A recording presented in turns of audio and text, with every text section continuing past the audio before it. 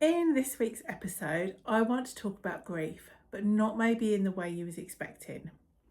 So recently we went on a family holiday to celebrate my son's 18th birthday, and he brought his girlfriend with him. They have been going out for over a year now. They had their own room, we had our own room, and we did have a lovely time. It was a really nice holiday and there was a lot of positives around it. But there was also a few moments when I just felt quite sad, and it was almost like a physical grief where I was missing the babies that I used to have. And I think this probably comes to all mums once their children reach certain ages, that there is something like a physical grief where you just miss the babies, miss holding them in your arms and snuggling, and the way they smelled, and just being able to, I don't want to say like be the centre of their world, but you as mum, you are for all of that period of time when they was growing up. You was the first person that they reached for. You was the one that they wanted when they was feeling sad or they'd hurt themselves. And then as they get older, as life should be, they become more independent. They create their own networks of like friends and relationships, and someone's standing at the door watching me.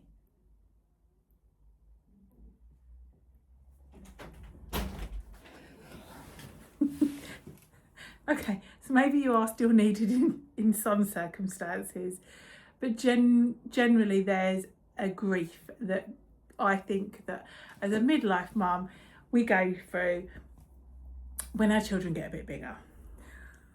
Completely lost the train of thought that I had. And it's not, so the kids getting bigger isn't like that is the way it's supposed to be. But there's still, as mum, there is still moments, probably way more than we're ever led to believe, where we just grieve the versions from the days gone past.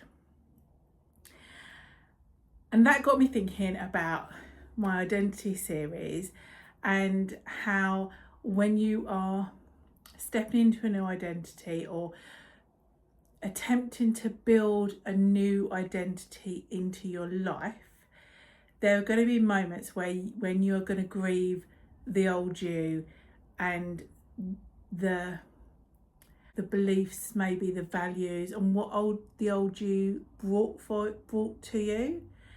Even when it's maybe a negative thing, I think you're still doing the old habits or the old things, especially if it's a habit change, because they served you in some way. I'm trying to think of one now. So you might be, I'm now a non-smoker. I don't smoke. That would be maybe a new identity. But if you think about the identity that you're grieving, you would have smoked because it gave you certain things, and they're not there now. If you don't drink anymore, you might have drunk because it in a social in a social scenario, it might have given you a bit more confidence, made you feel like you fitted in.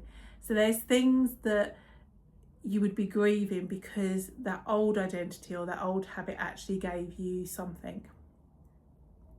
Yeah, there is an emotional loss that comes with change, and really what I wanted to highlight and just discuss this week round was putting a spotlight on the fact that this is going to happen. On the whole curve of things, when you're stepping into showing up slightly differently, there's the initial brain putting up all of the reasons why you shouldn't be doing it.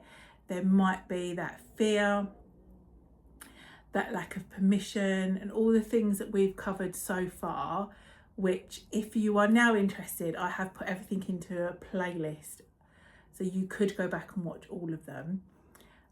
And the grief element of this change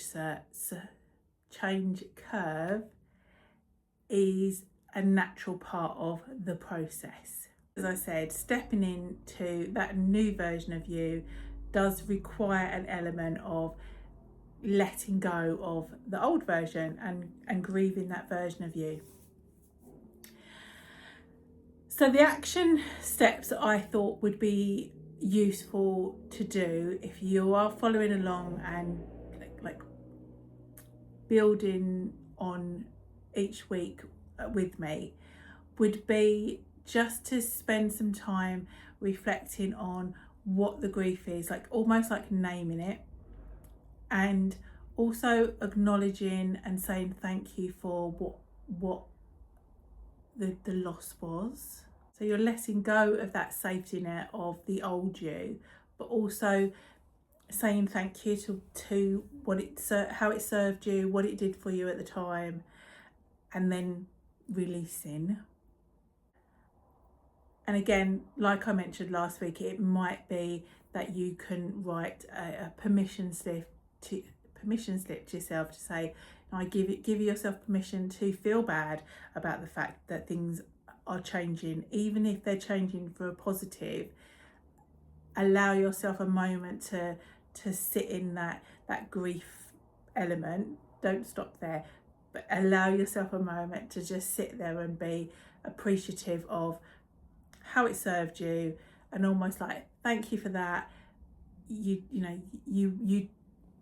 was right for me at the time, or I was doing things because it felt right at the time, but that's not me now. I'm now stepping into this new version of me, this new identity, embodying whatever this new habit is. So I think that's really going to sort of just help. It helps like package it up, and then to move forward, I think the whole tiny wins method works really well. So what I would challenge you to do, I guess, is to celebrate or be thankful for all the ways that you're able to show up within that new identity or habit. And almost like each day, just focus on what small thing or what tiny win you can be thankful for, or do like a little mini hurrah that you were able to accomplish whatever it was, because that's the best way to really start embedding this new identity. It creates a pattern for your brain to start recognizing and celebrating when you've done well, and it will really start to build momentum and shifting that change to become a permanent thing. So as always, thank you for watching. If there is something particularly you're working on, I know in these videos I am trying to be quite like generic, so that whether or not, I think you're learning the guitar, or you're giving up cheese, you should be able to, when you're watching, be able to sort of follow along and put it into your own scenario. So yeah, thank you for watching. I have put everything into a playlist, as I said, so if you wanted to go back and watch any of the previous episodes from this series or the last series, they're all neatly put together in playlists on my channel, which you should be able to find. So that's, I think, everything for me for today. I will see you next week.